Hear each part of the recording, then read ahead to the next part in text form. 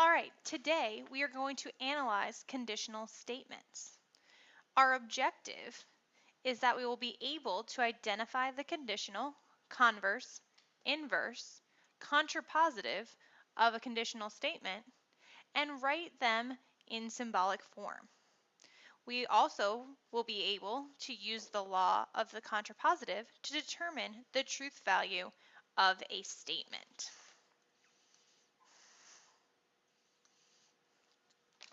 So, a conditional statement has two parts, a hypothesis or a premise, which is typically at the beginning of the statement, and a conclusion, which is usually at the end of the statement. Conditional statements can be written in if-then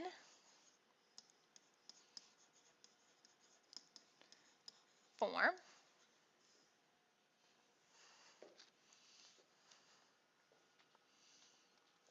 and are traditionally written in symbolic form as P, then Q.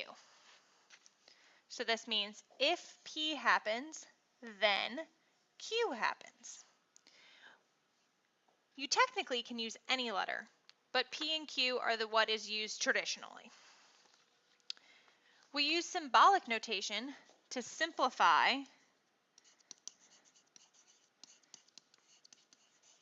what we're doing. It's less writing. The letters will go in alphabetical order if we're choosing.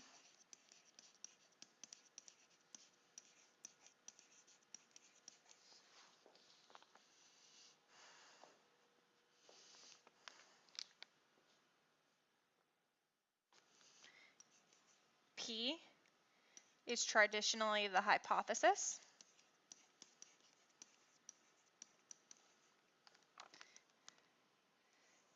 Q is traditionally the conclusion. And the arrow shows which direction we're going.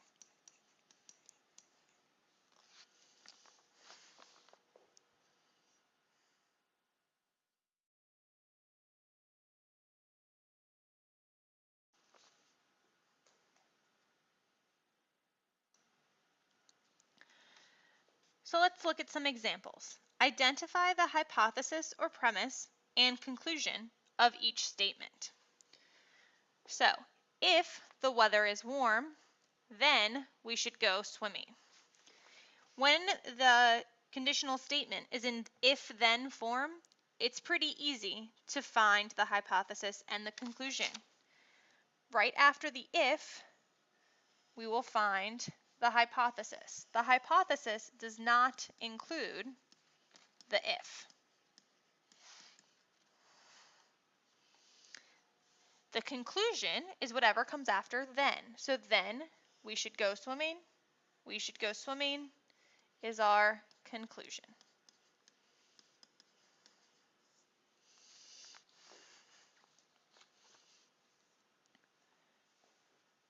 When our statements are not an if-then statement, we need to work a little harder to find the hypothesis and conclusion. So, in number 2, all Parkview students are patriots. Our hypothesis would be Parkview students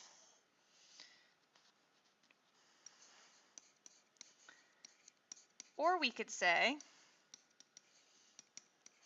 a student that goes to Parkview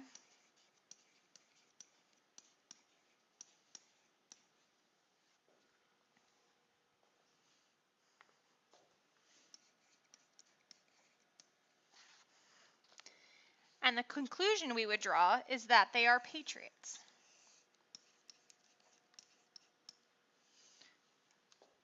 So our conclusion would be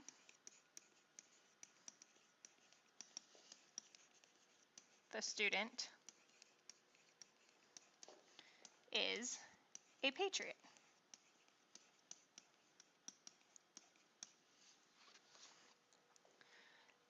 And you think about it, if you read this to yourself in if-then form, if a student goes to Parkview, then the student is a patriot. That sentence makes sense.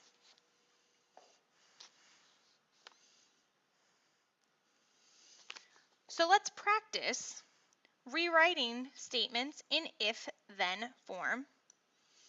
We're also going to use symbolic notation to identify the hypothesis and conclusion, and we're going to assign our own letters to each part. So our first statement, geometry students always pass the SOL. We could rewrite this as, if a student takes geometry,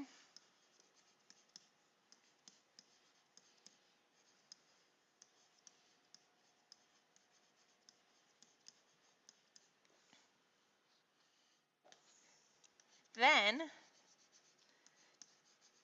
the student will pass the SOL.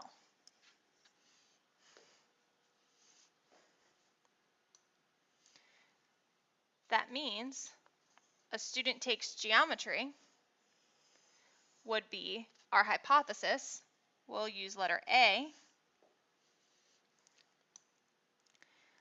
The student will pass the SOL would be our conclusion. We can use the letter B. And our symbolic notation would then be A goes to B.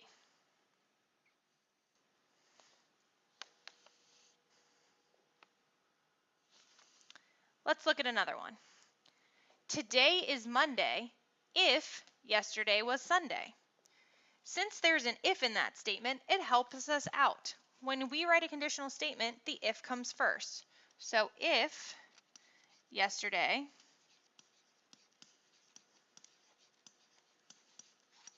was Sunday,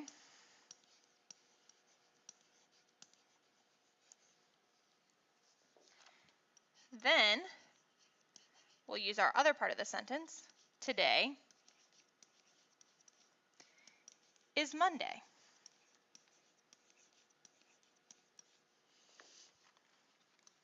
Since yesterday was Sunday comes after the if, that's our hypothesis.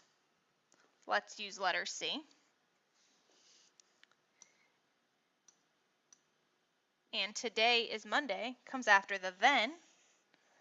That'll be our conclusion. Let's use letter D. Our symbolic notation will be C goes to D.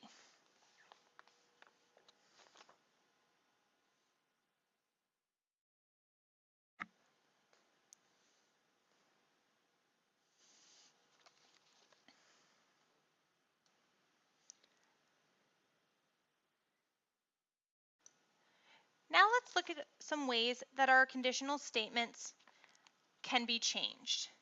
Converse. When you hear the word Converse, what do you think of? I think of Converse sneakers. And sneakers help me go places, or they help me move. In a Converse statement, we switch the order, or we move things around. So in our original conditional statement, we would have P then Q. In a Converse, we'll have Q then P. The conclusion comes second. When we're trying to determine if something is true or false, the converse will be equivalent to the inverse, which we'll get to in a little bit.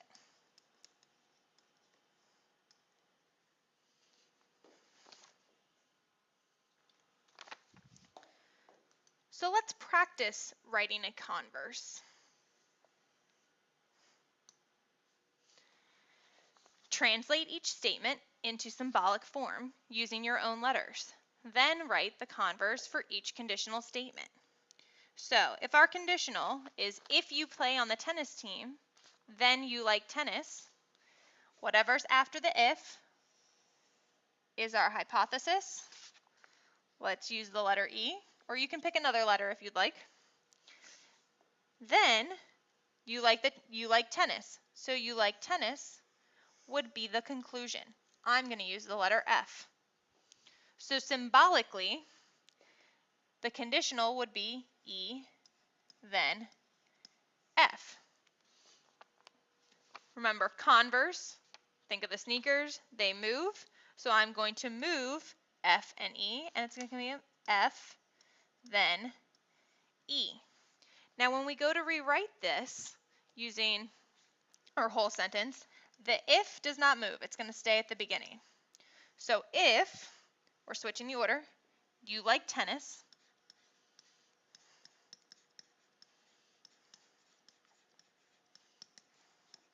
the then is also going to stay in the same place. Then you play on the tennis team.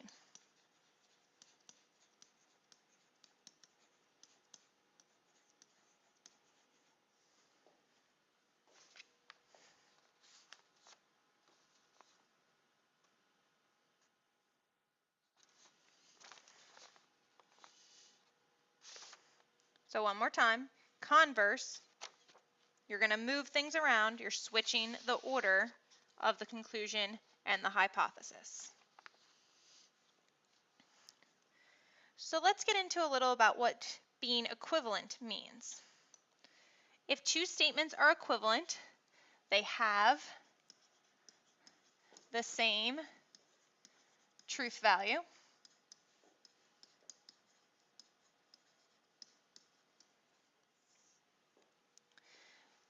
Some pairs of equivalent statements are the converse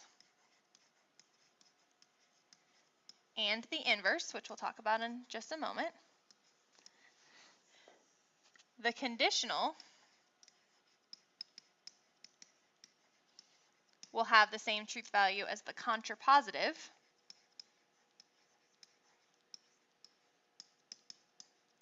Which we'll also talk about later in our notes. And regardless of the pair, either both are true or both are false. So if the conditional is false, the contrapositive has to be false. If the inverse is true, we automatically know the converse will be true.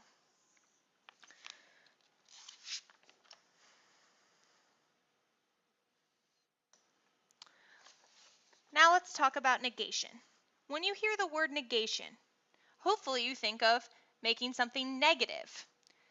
And how would you describe 5 and -5 to a friend? Most students would say that they are opposites. So negation means to make it opposite when we're talking about conditional statements. You're either going to put in a not into the statement, or if it already has a not in the statement, you're going to take the not out. And I'll show you just in a minute what that means.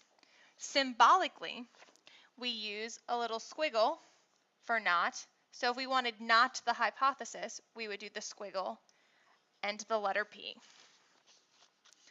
So let's see what this looks like.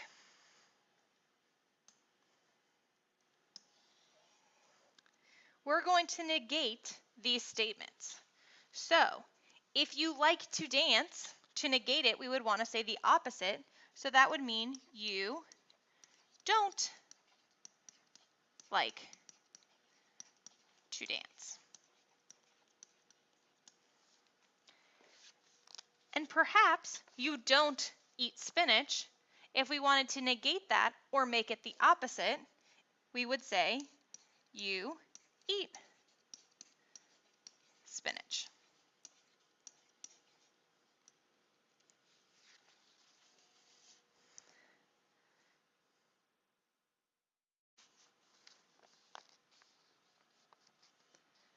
So now let's get back to inverse, which we brought up a little bit earlier. an inverse statement, we negate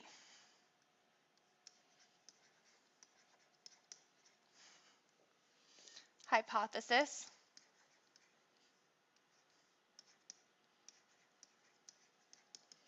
and the conclusion.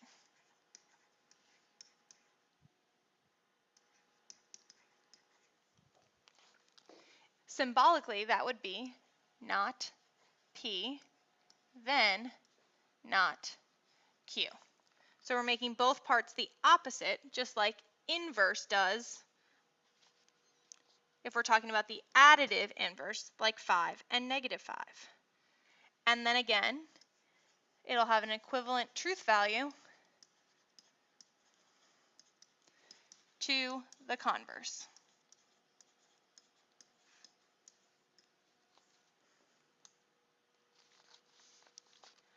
So let's practice. Let's translate this statement into symbolic form and then write the inverse for the conditional statement. So if it is 6 p.m., it is 6 p.m. would be our hypothesis. I'm going to use the letter G. Then it is time for dinner. It is time for dinner would be the conclusion. So right now, symbolically, our statement is G, then H. If we want the inverse, we want not G, then not H. So again, the if and the then stay in the same places. If our G is still first, we just need to make it negative. So if it is not 6 p.m., keep the then where it is, and negate the conclusion. It is not time for dinner.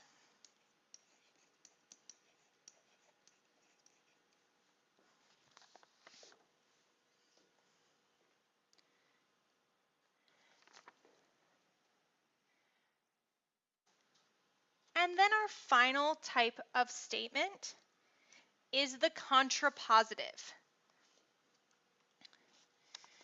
Since it is the longest word, it means we have the most work to do. We are going to negate and switch the hypothesis and conclusion.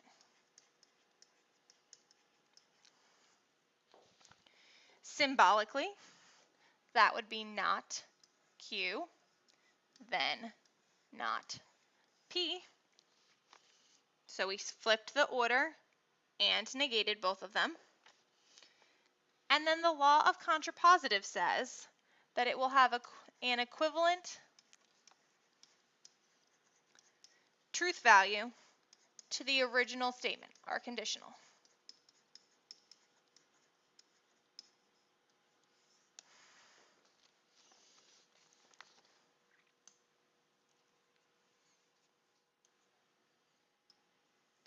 So let's practice. If you visit Sterling, so you visited Sterling, will be our hypothesis. I'm going to use the letter K.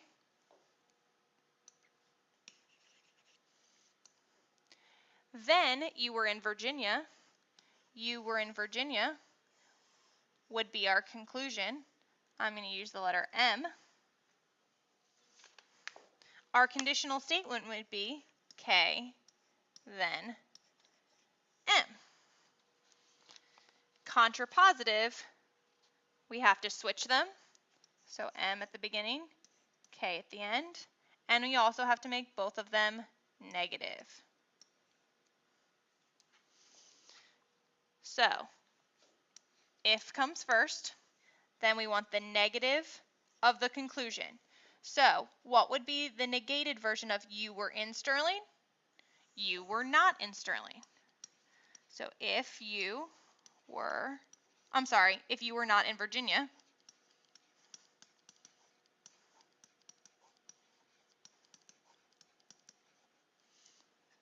So our negated conclusion would be if you were not in Virginia, then we negate our hypothesis. You did not visit Sterling. So, is if you visited Sterling, then you were in Virginia, a true statement or a false statement? That would be true because Sterling is in Virginia. So, the contrapositive, if you were not in Virginia, then you did not visit Sterling. If you weren't in the state of Virginia, you can't be in Sterling since Sterling is in Virginia. So this is also a true statement.